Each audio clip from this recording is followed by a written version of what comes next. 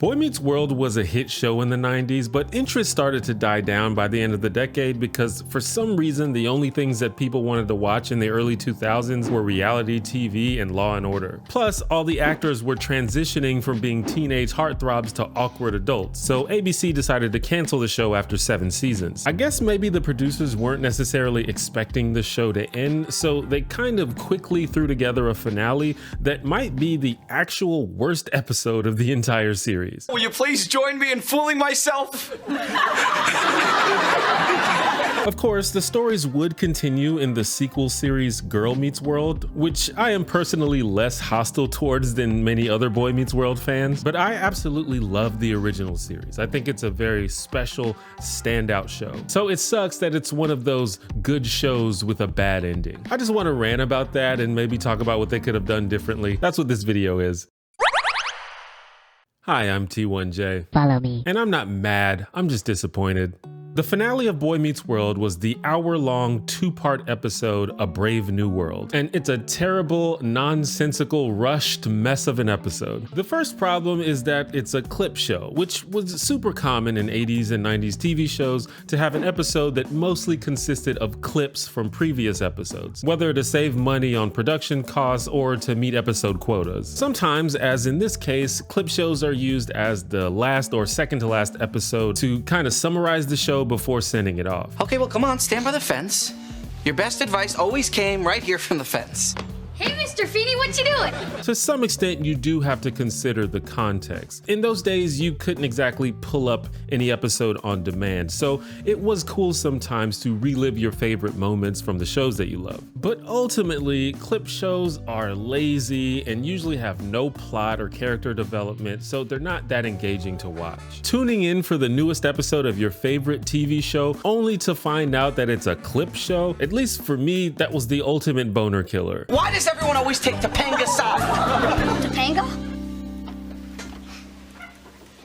Give me your hand. Why? In the case of the Boy Meets World finale, there is a very shallow story to frame the clips around. Corey Matthews, the boy in Boy Meets World, is stressed out because his wife Topanga has been offered an internship at a law firm in New York City. I do not want to go to New York. What about Topanga? Throughout the series, one of Corey's main character traits is that he kind of has his own idea of how the world should work, and he gets really uncomfortable when things go differently than he expects them to. He's kind of a brat about it, actually, but in typical sitcom fashion, he usually figures it out by the end of the episode. Topanga is also nervous herself about the situation, and after thinking about it, she gives Corey what seems like good news to him. This is where we grew up. This is where we should stay. I'm gonna turn down the internship. I want to do whatever you want. Corey asks for advice on the situation from his teacher, neighbor, and lifelong mentor, Mr. Feeney. And Feeney, as he always does, understands the situation perfectly and offers Corey some insightful wisdom. See that flower? Yes, a garden metaphor. I love the garden metaphor. I just love it. That flower was in a small pot in my living room, but it outgrew its surroundings, so I transplanted it here in the garden. Seems like it's doing okay. Oh, yes, it's flourishing. Now, Topanga always thrived here. She was successful in whatever she did. Here. Now, when I pulled the flower out of the small pot in my living room, it resisted a little, you know. It tried to hang on by its roots. I had to force it out. Because you thought it would do better out here. In the world, right? No, because I thought if I left it there, it would stop growing. Watching Boy Meets World as an adult has really made me appreciate just how hard William Daniels was carrying this show. His portrayal of Mr. Feeney is a big part of what elevated this series into something more than just a cheesy teen sitcom. He was clearly on another level as an actor than everyone else on the show.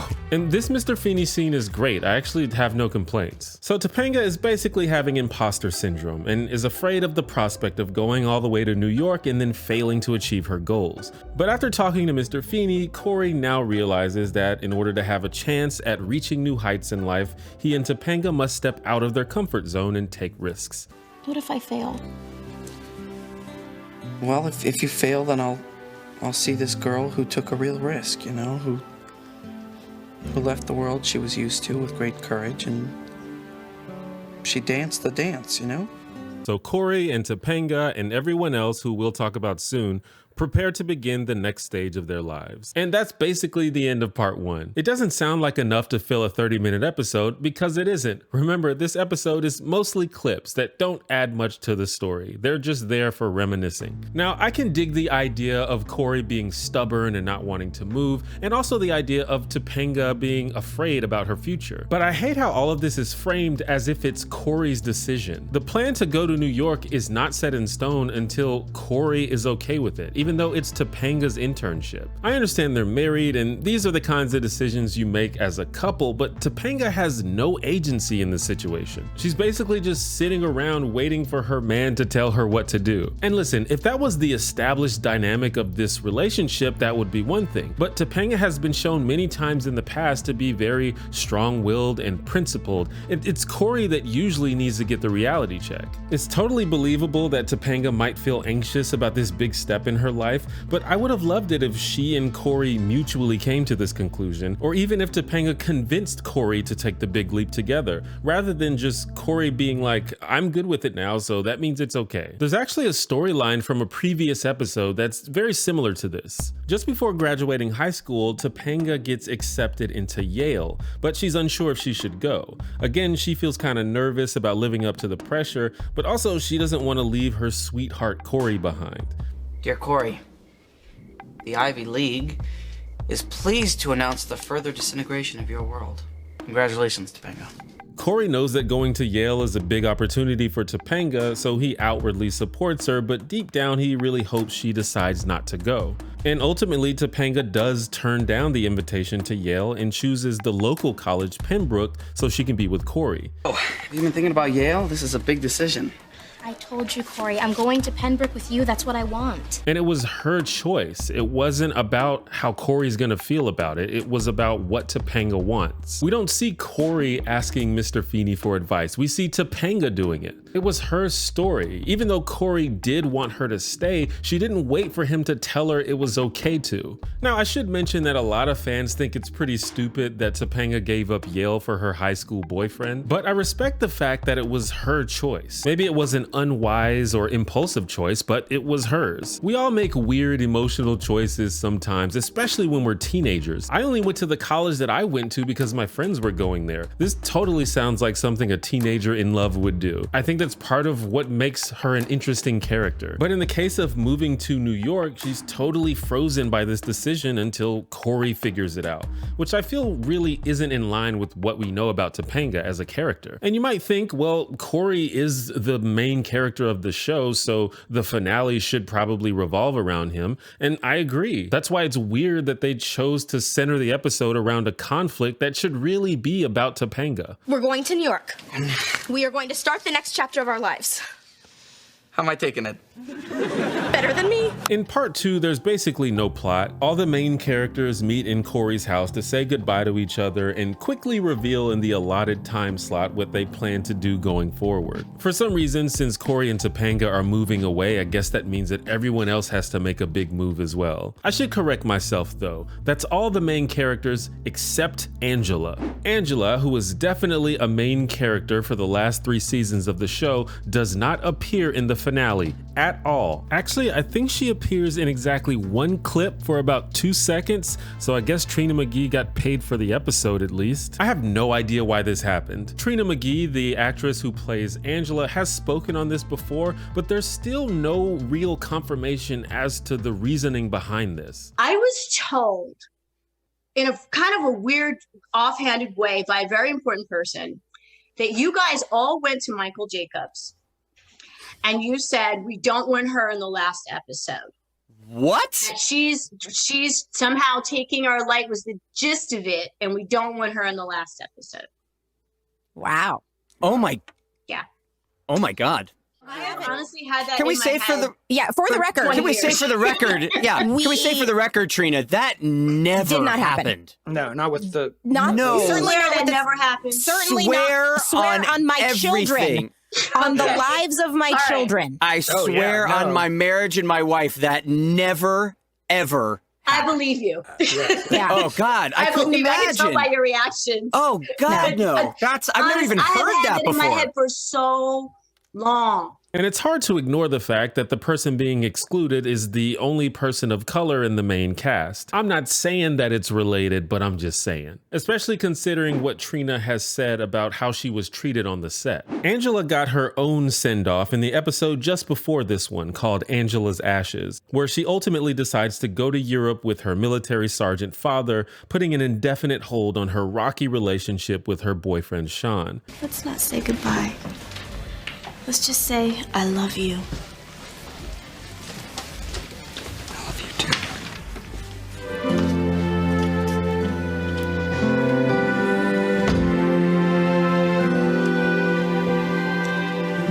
Goodbye, Angela. It's a much better episode. And you could argue that it's kind of an honor that Angela got a whole ass pretty decent episode devoted to ending her story instead of throwing together some nonsense for this lazy finale. But Angela really should have been here in the finale. She was a big part of the show. In the last 3 seasons, she's probably the most important character outside of the main 3. Instead of a clip show, they could have just adapted Angela's story as the B plot for the finale. The fact that she's not there is pretty much impossible to ignore. It's so weird and disappointing. Okay, so we've got big news. I've talked about Nebula a lot on this channel, you know, our creator-owned and operated streaming platform that is, in my admittedly biased opinion, kind of changing the game for independent creators. Well, another great project is coming to Nebula this year, a dark comedy called The Dinner Plan. So like, imagine a Brian De Palma film, except instead of being about what if someone gets murdered, it's about what if this guy vomits and ruins the party? See, Nebula's funding real art now. This film comes from the mind of Patrick Willems, who has already created a lot of great stuff for YouTube and Nebula, but this film is a big deal in particular. I'll let Patrick explain. It has a real budget, like way bigger than anything I've worked with before. It has a huge crew, and it has an incredible cast of actors who you've probably heard of before: Griffin Newman, John Hodgman, Miriam Shore, Zach Cherry. It's just another example of how Nebula is playing a big role in bridging the gap between independent internet videos and high-budget traditional media. So make sure you sign up for Nebula so you don't miss The Dinner Plan later this year. And when you do, make sure you use my link, go.nebula.tv/T1J, so you can get 40% off the annual plan. It comes out to $3 a month. And while you're waiting for The Dinner Plan to drop, you can check out all of the other amazing exclusive ad-free content on Nebula. I personally recommend Maggie Mae Fish's Unrated series, where she deep dives into the history of sex and gender in film. Now, I think you may be surprised how risque some of the first popular films were before the Hays Code was codified in 1934. So let's take a look at some interesting early films that I think set the stage for conservative rage. But if you love high quality, thoughtful video content, you're gonna love Nebula in general. Okay, let's get back to this highly disappointing episode of Boy Meets World. So we're in the Matthews kitchen with almost all the main characters, including, for some reason, the people who don't even live there. Corey's older brother, Eric, randomly, with no explanation, decides he's going to New York as well. I assume he's graduated from college at this point, even though the timeline doesn't really add up and we don't ever see it happen. But I guess he just wants a change in scenery. I feel this is the right move for me. You know, New York City. Nobody knows me there. I can be anybody I want to be. Now, I've already done a whole video about Eric's arc throughout the series, so be sure to watch that when you're done here. I'll put a link at the end. But Eric pretty much only existed for comic relief by the end of the show. With rare exceptions, they pretty much stopped developing his character and giving him actual stories. He was just a clown. They clearly had nothing for him to do in the finale, so they were just like, he's going to New York too. By the way, these people live in Philadelphia. New York City is like an hour and a half away. It's not that big a deal. Topanga was going to the big city and I think it's horrible. They're acting like Corey and Topanga are going off to war or something, but they already did that episode. Oh, well, I ain't just saying goodbye. Don't say ain't, your mother will faint. Just because you're in the army doesn't mean you have to talk like a sailor. Also, there is Corey's best friend, Sean. So what will become of him? If you guessed that he's also going to New York, you'd be correct, because why not? Oh, that's it. I can't take this anymore. Here, this is for you. What's that? His stuff. You're coming with us? I'm going with you? Really? In all seriousness, I could actually see Sean tagging along for this trip. For one, it's only an hour and a half away, so he could pretty easily come back home if he needed to. But if you've watched the show, you know that Sean's been through a lot. His dad died recently, and also, as I mentioned earlier, he just kinda got ditched by his girlfriend, so he might wanna get away for a while. I can't do this. I've got a life here, Corey. I can't just pack up and leave. I mean, I've got a mother and a father and a girlfriend, a good job, and But since this episode is so rushed, we don't get to see this emotional transition. It's just like, here's your bags, let's go. Apparently he didn't even pack his own stuff. This whole episode feels like the last week of high school where you show up just because you have to, but the grades are already in, so nobody's taking anything seriously. Eric's friends / roommates, Jack and Rachel, have also graduated, I guess. Rachel has decided to join the Peace Corps after college, and that's pretty much all we know. Peace Corps could be a great way to see the world and help people at the same time.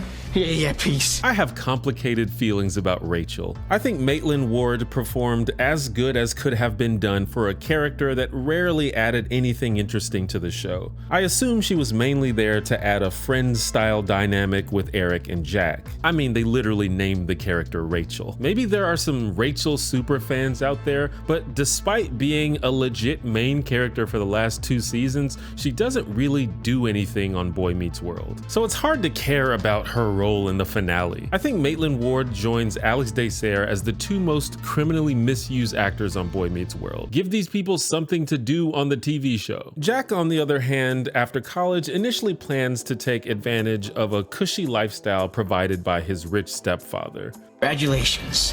Thank you. Oh, no. I was congratulating myself on my rich stepfather. Who, by the way, is bankrolling my new business venture, umjack.com. He eventually changes his mind after being inspired by his brother Sean. You know, you never even had a nickel in your pocket and that wasn't important to you. I admire that, man. I admire you. I admire you more than I do me. Rachel? Yeah? Save me a seat on that boat next to you. I actually don't mind what they did with Jack in the finale. I want to be at least a little charitable because they are trying to wrap up the stories for 6 separate characters in just 2 30-minute blocks. I mean, they could have achieved that a whole lot easier if they didn't make it a clip show, but what do I know? But Jack at least has a coherent and believable arc, even if they did blitz it out over like 2 short scenes. I am so proud of you, Jack. You know you're doing the right thing. The ghost of Sean and Jack's dead dad, Chet, is also there. Y'all are embarrassing me in front of my dead friend. That might seem kind of weird if you're unfamiliar with the show because it's not really a supernatural show outside of special non-canon episodes, but this was a legitimate thing that happened on the show from time to time. It was mainly a way to keep Blake Clark, who is a hilarious actor, on the show even after his character died. Usually it's a pleasure when he pops up. He always steals every scene that he's in, but of course they had to ruin it in this awful finale. Good boy. Good boys.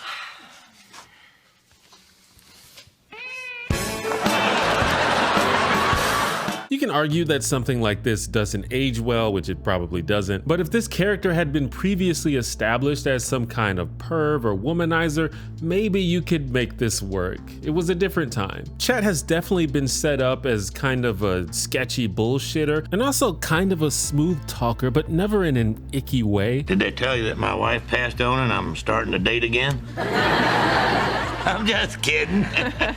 I love the dear woman. Wherever the hell she is. But also a sweet and caring man deep down. Dad? Bet you didn't expect to see me, did you, son? What are you doing here? You looking for something? Thought I'd try and help you find it. I feel like not the type of guy that pinches women's asses without their consent. Even beyond the fact that that's creepy, it also just doesn't make sense for this character. And it also kind of reveals the level of respect that the writers have for Rachel as a character. They would never have something like this happen to Topanga, for example. So having said their goodbyes, everyone embarks on the next stage of their lives. In the final scene of Boy Meets World, Corey, Sean, Topanga, and Eric, the characters fans like me grew up with, stop by their old high school classroom to say goodbye to Mr. Feeney and ask him for advice one more time. Believe in yourselves. Dream. try. Too good.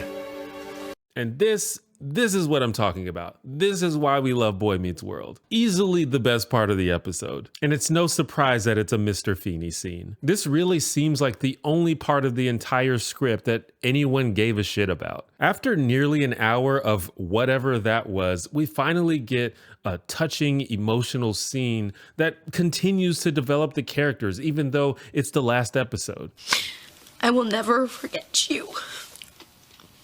You were more of a father to me than my own dad. So luckily, this weird-ass episode does end on a high note.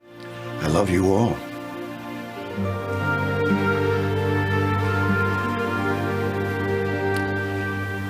Class dismissed. I wish the whole episode was like that. Fortunately, Boy Meets World is still a great show with plenty of amazing episodes that mean a lot to me. It just sucks that the last episode we got isn't one of them. That's about it. Thanks for indulging me. My video about Eric Matthews is actually one of my most viewed videos for some reason, so be sure to check that out. There should be a link on the screen.